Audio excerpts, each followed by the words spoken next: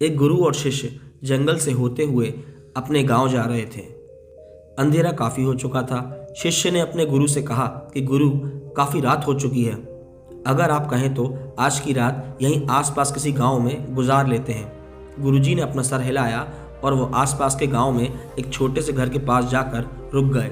अब जैसे ही वो वहां गए तो गुरुजी के शिष्य ने दरवाज़ा खटखटाया।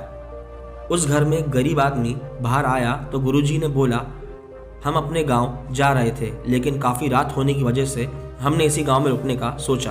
क्या हम आज रात आपके यहाँ रुक सकते हैं?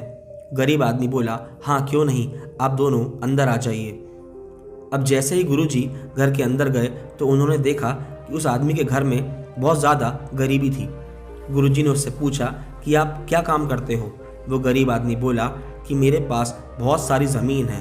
तो गुरुजी ने बोला, अगर तुम्हारे पास बहुत सारी ज़मीन है तो इस तरह क्यों रह रहे हो? वो आदमी बोला, ये किसी काम की नहीं है। गांव वाले बोलते हैं कि ये बंजर ज़मीन है, यहाँ पर कुछ भी उगा नहीं सकते हैं और वहाँ फसल उगाना बहुत बड़ी बेवकूफ़ी होगी। गुरुजी ने बोला, तुम्हारा गुजारा कैसे होता है? तो उसने बोला, मेरे पास एक भैंस है जिससे मेरा पूरा घर चलता है। और बस इतना सुनने के बाद गुरुजी और वो शिष्य दोनों सो जाते हैं।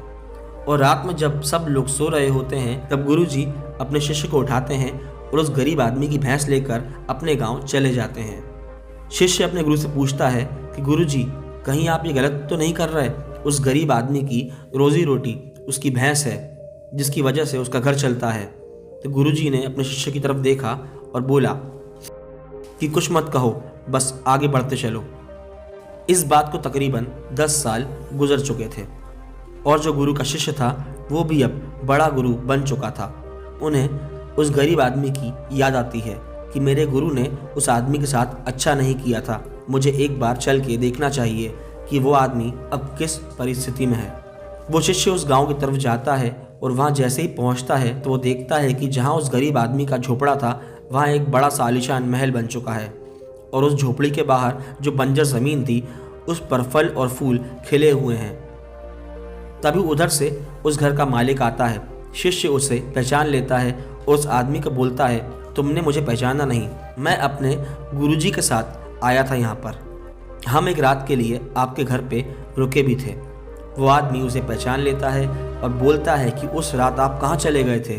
और उस रात के बाद मेरी भैंस कहीं चली गई थी, मेरे पास कोई रास्ता नहीं था, तो मैंने अपनी ज़मीन पर मेहनत करी और फसल निकल गई।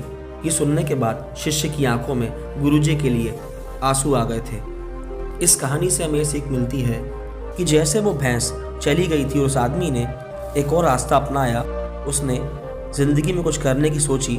उस तरीके से आप भी थोड़ा दिमाग लगाइए कि कहीं आपका रास्ता भी कोई रोक तो नहीं रहा है। क्या पता आपकी मंजिल कुछ और हो और आप पा कुछ और रहे हो।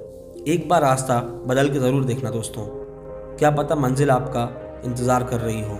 कहानी अच्छी लगी तो वीडियो को एक लाइक ज़रूर देना।